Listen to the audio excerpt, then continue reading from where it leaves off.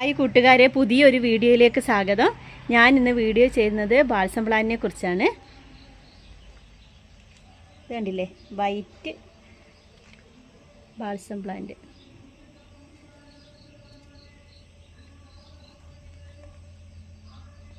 ഈ balsam plant എനിക്ക് ഏറ്റവും ഇഷ്ടപ്പെട്ട ഒരു ചെടിയിൽ പെട്ടതാണ്. പക്ഷെ ഇത് ശ്രദ്ധിച്ചിട്ടില്ലെങ്കിൽ പെട്ടെന്ന് തന്നെ ഈ ബാൽസം പ്ലാന്റ് ചീഞ്ഞു പോകും. കണ്ടില്ലേ,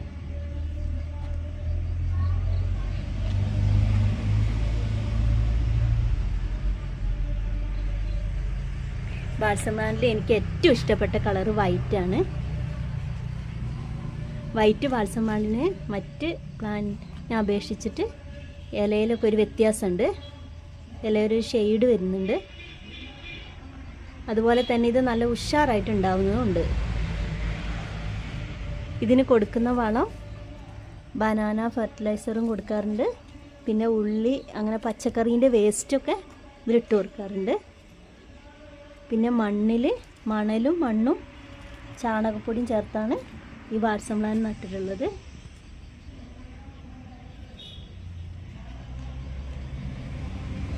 ഈ ബാൽസം പ്ലാന്റിൻ്റെ ഈ കൂമ്പിൻ്റെ ഇവിടെയാണ് കേടുവരിക. ഈ കൂമ്പിൻ്റെ ഇവിടെ കേട് വന്നിട്ടുണ്ടെങ്കിൽ പിന്നെ ഈ ബാൽസം പ്ലാന്റ് റെഡിയാക്കാൻ ബുദ്ധിമുട്ടാണ്. അപ്പം ഇടയ്ക്ക് സാഫോ അങ്ങനെ എന്തെങ്കിലും ഫെർട്ടിലൈസർ അടിച്ചു കൊടുക്കണം. പിന്നെ ഇത് ബാൽസം പ്ലാന്റിൻ്റെ പുതിയ തൈ പിടിപ്പിക്കുമ്പോൾ ഇതുണ്ടല്ലേ, ചെറിയ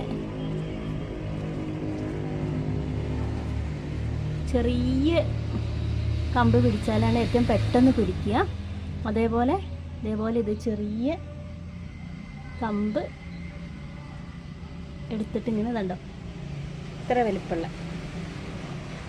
വലിപ്പമുള്ള പ്ലാന്റ് വേണം എടുക്കാൻ. എന്നിട്ട് അതിന് ശേഷം എന്ത് ചെയ്യണം,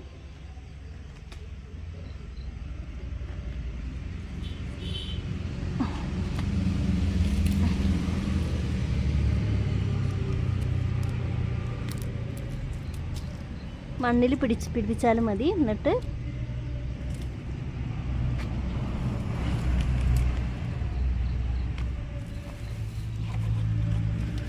ഇതുപോലത്തെ ഒരു പ്ലാസ്റ്റിക് കുപ്പി എടുത്തിട്ട്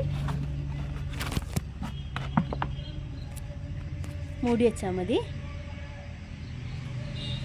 ചട്ടിയിൽ പിടിപ്പിക്കുന്നതാണ് കൂടുതൽ നല്ലത്.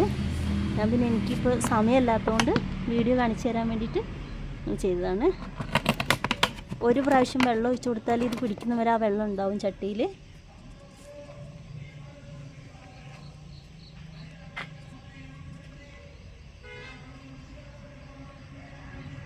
കണ്ടില്ലേ, 4 കളറാണ് ബാൽസം പ്ലാന്റ് ഉള്ളത്. ഈ വീഡിയോ ഇത്രയേ ഉള്ളൂ. ഈ വീഡിയോ കാണുന്നവർ സബ്സ്ക്രൈബും ചെയ്യണം, ലൈക്കും ചെയ്യണം. അടുത്ത വീഡിയോ കാണുന്നവർ ബൈ.